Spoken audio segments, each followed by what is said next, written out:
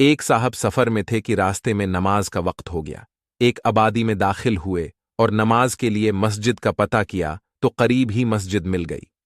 जब नमाज के लिए मस्जिद में जाने लगे तो ख्याल किया कि अपनी सवारी यानी घोड़ा किसी के हवाले कर दूं, कहीं ऐसा न हो कि मेरी गैर मौजूदगी में कोई मेरी सवारी या उस पर लगी बेशकीमत ज़ैन जो कि घोड़े की कमरी पर बांधते हैं चोरी कर ले।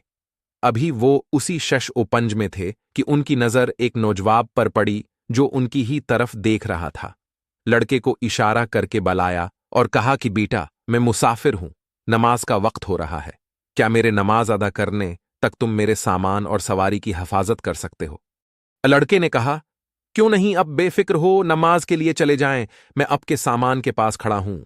वो साहब जब नमाज पढ़कर बाहर आए तो ये देखकर हैरान रह गए कि ना सिर्फ वो लड़का गायब था बल्कि घोड़े की ज़ैन भी गायब थी। खैर सब्र करके बाजार का रुख किया कि नई ज़ैन खरीद लूं।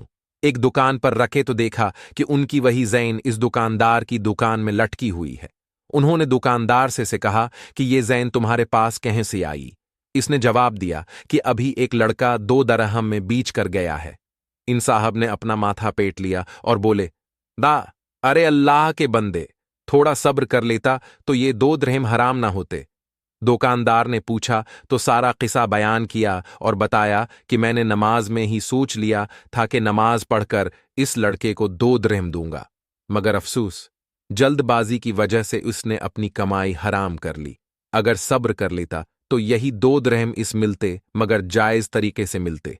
इंसान को रिज्क इतना ही मिलता है जो अल्लाह ने नसीब में लिख दिया। हराम या हलाल तरीका से हासिल कर लेना हमारे